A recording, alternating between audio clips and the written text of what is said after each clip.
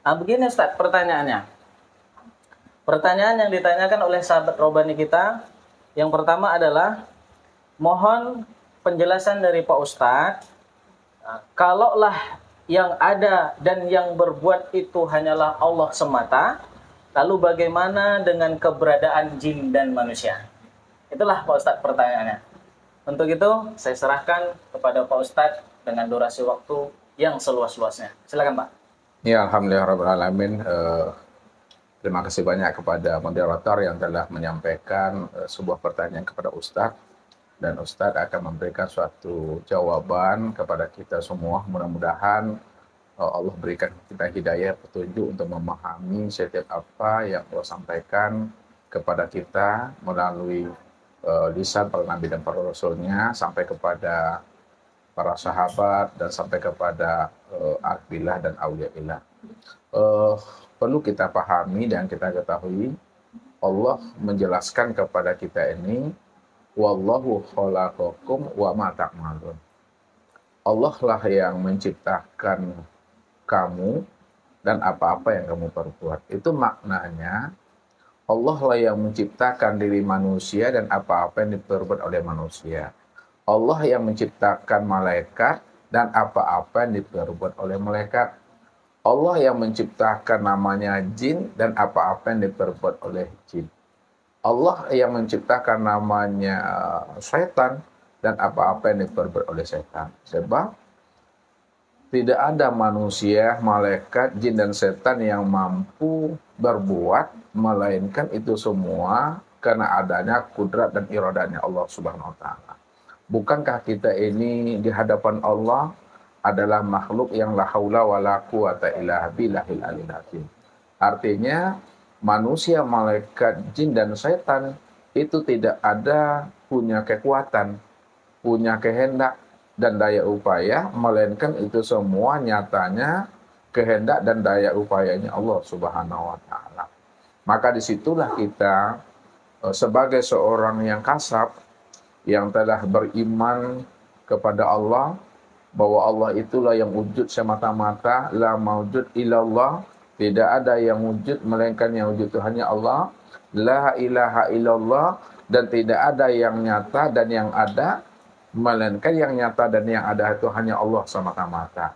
Kalaulah Allah yang wujud dan Allah yang nyata semata-mata pada alam dan pada diri kita ini, itu artinya bahwa segala sesuatu itu dalam pandangan kasat kita itu mesti mampu kita memandang bahwa itulah nyatanya perbuatan Allah semata-mata pada alam dan pada diri kita ini. Kalau ada terpandang sesuatu perbuatan selain daripada Allah, walaupun itu sebesar zarah, nampak perbuatan makhluk, nampak perbuatan manusianya, nampak perbuatan jin setannya, nampak perbuatan malaikatnya, disitulah dikatakan oleh Rasulullah, wujudu kazanbut. Itulah letaknya namanya syirik. Maka yang namanya tauhid itu mengesahkan Allah pada sekalian alam, pada segala yang wujud, bahwa Allah lah yang wujud semata-mata secara mutlak.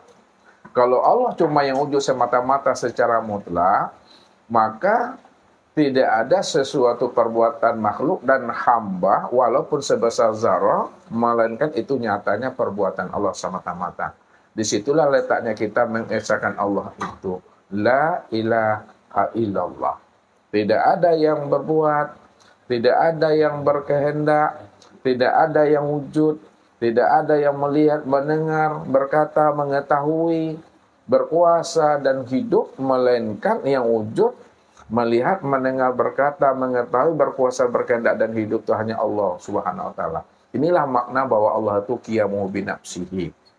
Makanya kita wajib untuk menafikan alam dalam pandangan hati dan diri kita, kemudian isbatkanlah Allah yang wujud pada sekalian alam dan pada diri kita ini.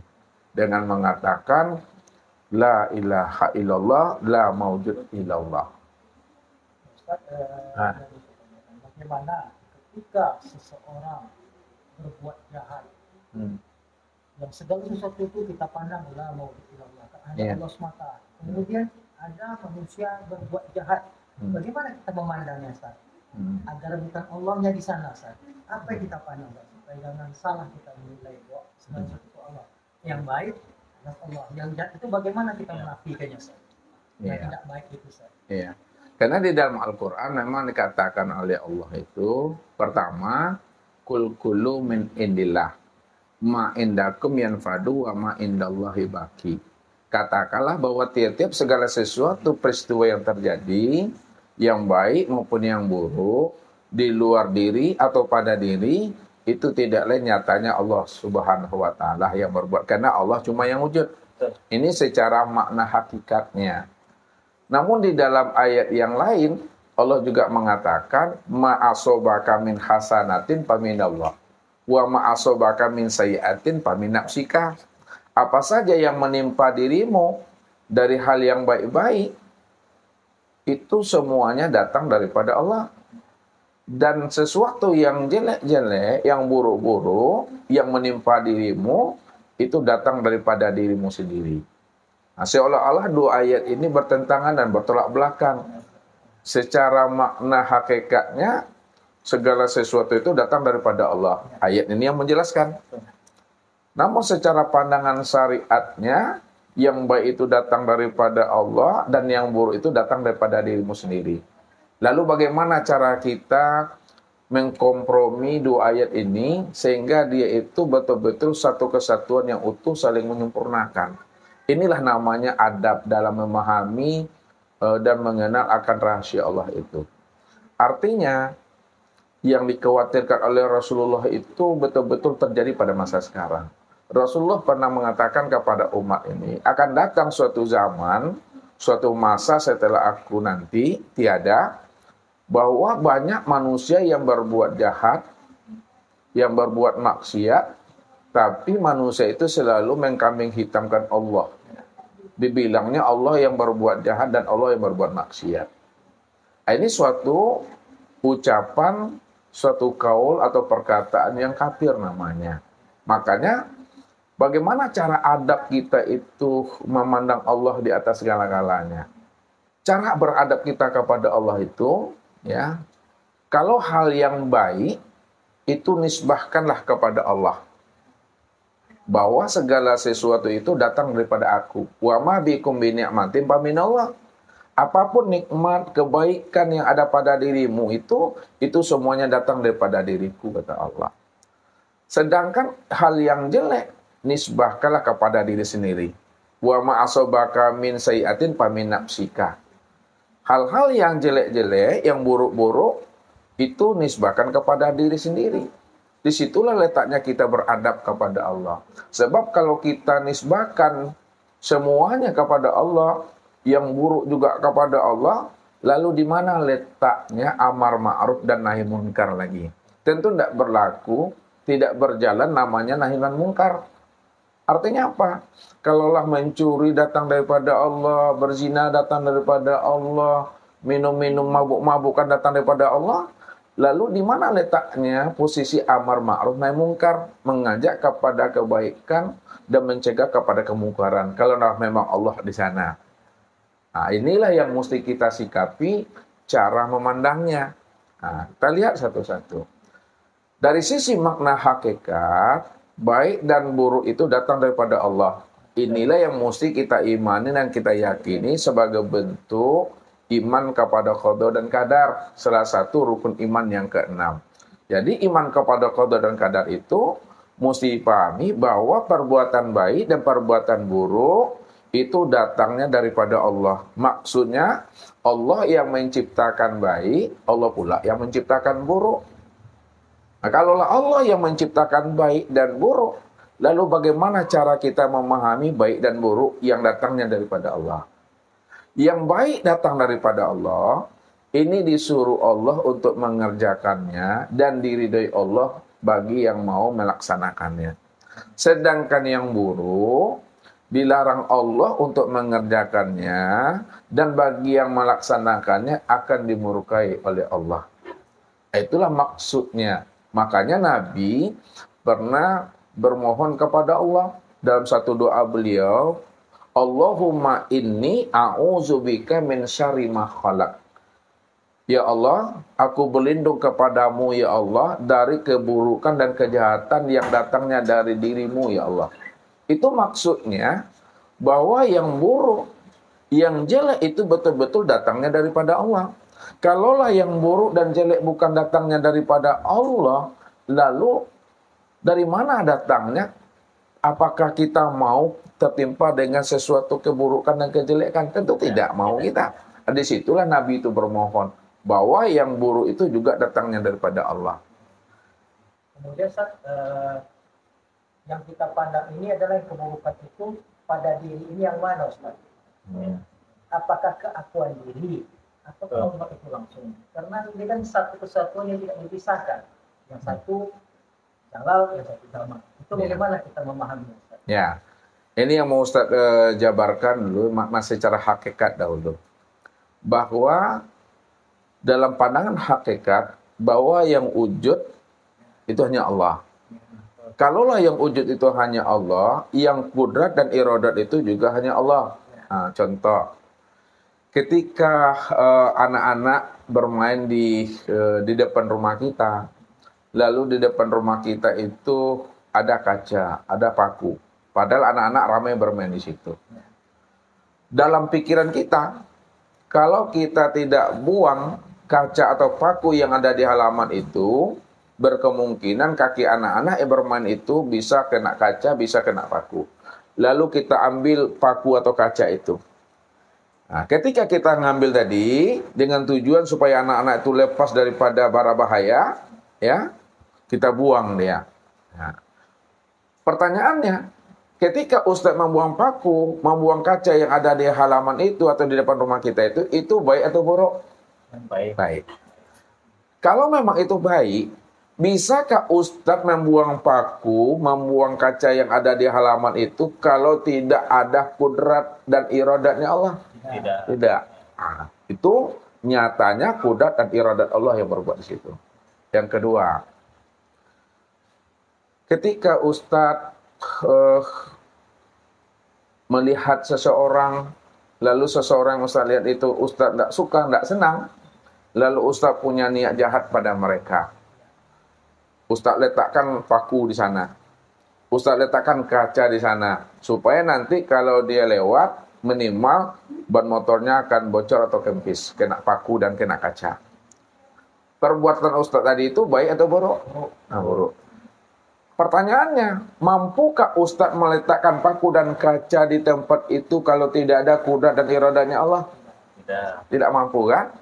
Makanya itulah maknanya yang baik itu juga terjadi karena kudrat dan iradat Allah, yang buruk pun juga terjadi karena kudrat dan iradatnya Allah.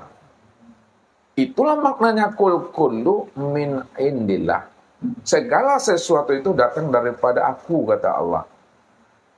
Baik yang buruk itu datang daripada aku. Lalu bagaimana cara menyikapinya? Ya. Kalau yang baik semua orang bisa paham dan mengerti. Tapi kalau yang buruk, apakah kita nisbahkan juga kepada Allah? Kalau kita nisbahkan kepada Allah, tentu di mana letak adab kita kepada Allah? Di sinilah Allah mengatakan, yang buruk itu katakan itu datang daripada dirimu, datang daripada nafsumu yang ada di dalam dirimu tadi. Walaupun dibalik jahatnya kamu itu, dibalik keburukan perbuatan kamu itu, juga nyatanya sifat kebesaran aku di situ. Contoh, Ustadz berikan kepada Pak Jul atau Rian 2 buah gunting. Kata Ustadz, cobalah gunting kain ini, atau alas meja ini. Lalu diambillah oleh Rian atau Pak Jo gunting yang tumpul, digunting. Ketika digunting, maka kain yang digunting pun tidak putus.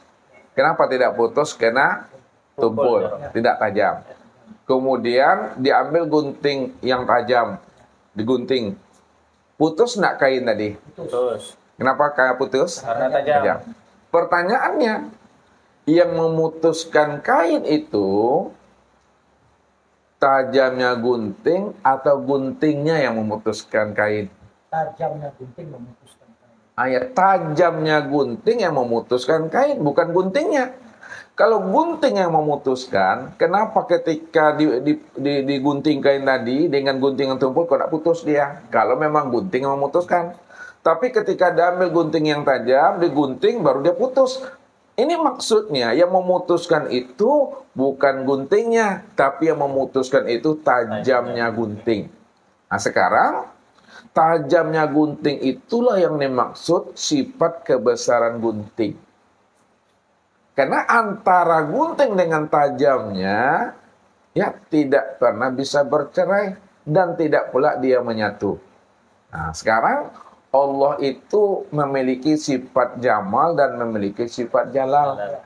Jamal itu adalah sifat kebaikan, sedangkan jalal itu adalah sifat keburukan. Nah, ketika terjadi sesuatu yang tidak baik, ya kita lihat pada diri kita atau dua diri kita,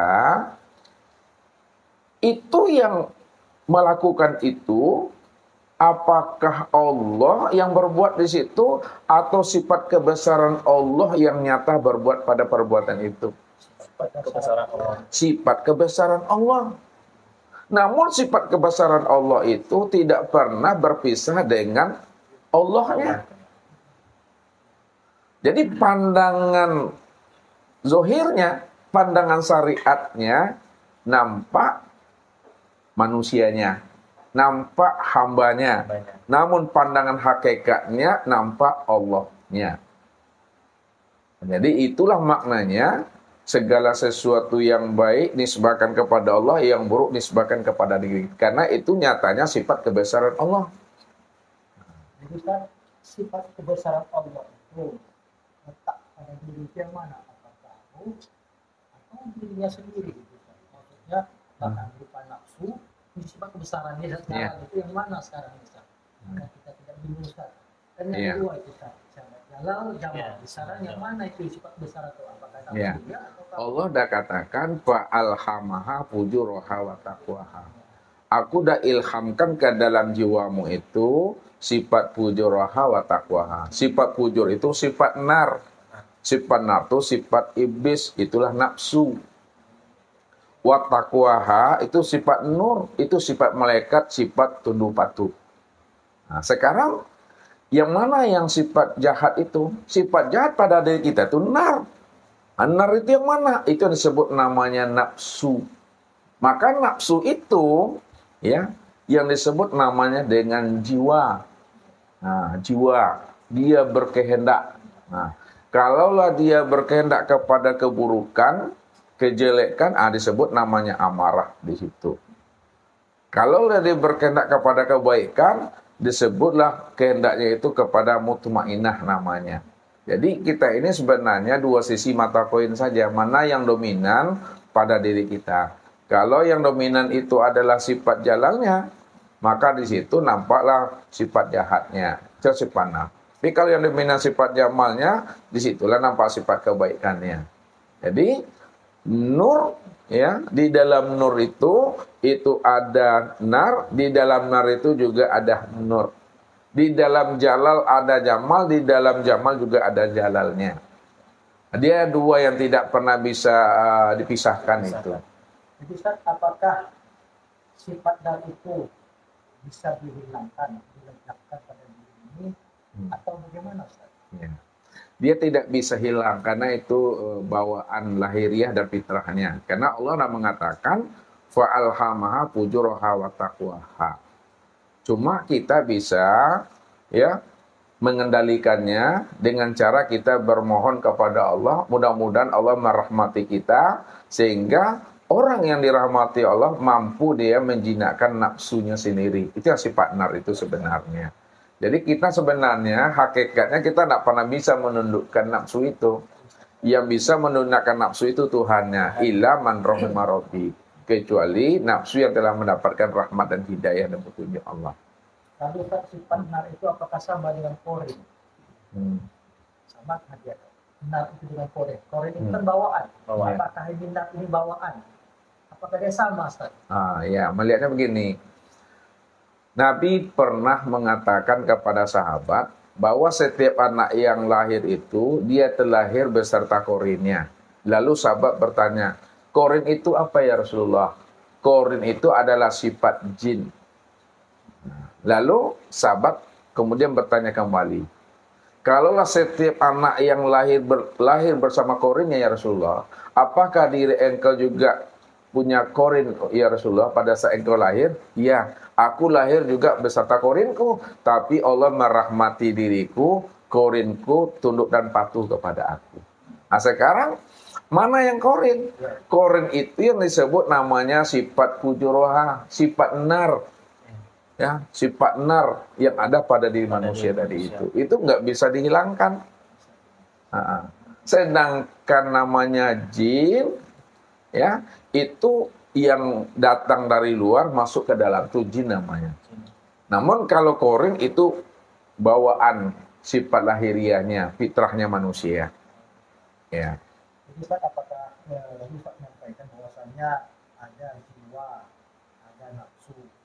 Sepertinya fungsinya tuh terpisah-pisah, artinya nama dari ruh itu terpisah-pisah gitu. Bagaimana kita menyikapi Ustaz? Bagaimana kita memandang itu? Apakah mereka itu ruh kah, ataukah jiwa, ataukah nyawa yang berada dalam diri ini? Ya, jadi memahaminya gini, memandangnya itu suhudul kasrah fil wahadah. Pandang yang banyak, tampak yang satu. Ini kita turun makna hakikat.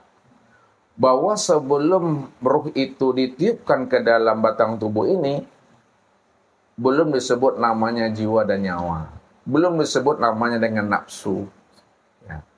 Namun setelah ruh itu ditiupkan ke dalam tubuh, ke dalam jasad ini, fa'idza sawaituhu wa nafakhtu fihi min ruhi. Apabila telah kusempurnakan jasadmu, jasad Adam, maka wa nafakhtu fihi min ruh. Aku tiupkan ruh ke dalamnya. Ketika ruh itu ditiupkan ke dalam, pada saat ruh itu sudah meliputi sekalian batang tubuh dan memenuhi sekalian rongga tubuh, maka disebut ruh itu namanya dengan nyawa. Nyawa itu nyatalah wujud Allah. Yang nyata wujud Allah itu yang ruh tadi. Karena ruh itu disebut namanya rahasia ilahi, rahasia Tuhan. Rahasia Tuhan itu tidak lain adalah diri Tuhan itu sendiri. Karena roh itu sifat. Ya, al-insanu siri wa siri sifati wa sifati la ghairi. Insan itu adalah rahasiaku, rahasiaku itu sifatku, sifatku tidak lain adalah aku. Nah, pada saat roh itu ya sudah bisa dia berkehendak pada tubuh ini, maka roh itu berganti namanya dengan kolbu. Ketika roh tadi itu berkeinginan di dalam tubuh, maka disebutlah namanya dengan nafsu. Kalaulah dia condong kepada kebaikan, disebut namanya mutmainnah. Kalau dia labil, kadang baik, kadang tidak stabil ya, disebut namanya lawama. Kalau dia condong kepada keburukan dan kejelekan, disebut namanya amarah. Jadi nafsu, kolbu, nyawa, jiwa, ya, itu hakikatnya adalah ruh. Ketika dia masuk ke dalam tubuh, itulah disebut nyawa. Ya, pada saat dia meliputi. Pada saat meliputi itulah nyawa. Lalu ada pula bagian-bagian. Kan seperti itu saat ketika dia berkendak, ketika dia berpuasa, itu seperti itu. Kemudian ketika dia berpindah alam lagi saat tinggal di berpindah alam ya Ustaz. Iya. Apa lagi namanya Ustaz? Apakah tetap ruka ataukah arwah Ustaz ataukah sukma? Bagaimana kita memahami itu? Iya. Jadi ketika dia keluar ya, yang keluar itu tidak lain adalah jiwa di situ. Nah, itu yang disebut ayatun nafsul mutmainnah. Jiwa yang dipanggil, tidak ruh. Karena dia masih meliputi sekalian batang tubuh dan memenuhi sekalian rongga tubuh. Ketika dia sudah keluar, itu kembali dia kepada asalnya, disebut namanya ruh. Makanya katakan ila hadratin Nabil Mustafa Muhammadin sallallahu alaihi wasallam wa ala alihi washabi wa zurriyati ajmain walika fatil anbiya wal mursalin wa khususan ala ruhi. Sebut ruh di situ. karena dia sudah melepaskan cangkangnya. Namun ruh itu sebenarnya kalau kita tilik lagi, itu yang disebut namanya dengan insani namanya. Baik, Pak Zul. Nampaknya semakin semangat kita bincang-bincang tauhid rubani ini, Pak. Nah, terima kasih pada Pak Ustadz saya ucapkan sudah mengupas pertanyaan-pertanyaan yang datangnya dari sahabat Robani yang di luar, begitu juga pertanyaan dari Pak Zul tadi.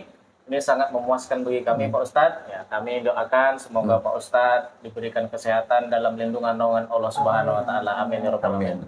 Baik, sahabat Robani yang senantiasa dimuliakan dan dicintai oleh Allah Subhanahu Wa Taala. Demikianlah tadi bincang-bincang kita, bincang-bincang santai tauhid Robani bersama guru kita. Mudah-mudahan apa yang beliau kupas tadi hendaknya membawa manfaat untuk kita semua, dan kita sebagai pendengar, pengikut setia beliau senantiasa dirahmati oleh Allah Subhanahu Wa Taala. Demikianlah yang dapat saya sampaikan untuk membimbing bincang-bincang tauhid ini. Mudah-mudahan kita akan bertemu di episode selanjutnya. Sekian, terima kasih. Assalamualaikum warahmatullahi wabarakatuh. Waalaikumsalam warahmatullahi wabarakatuh.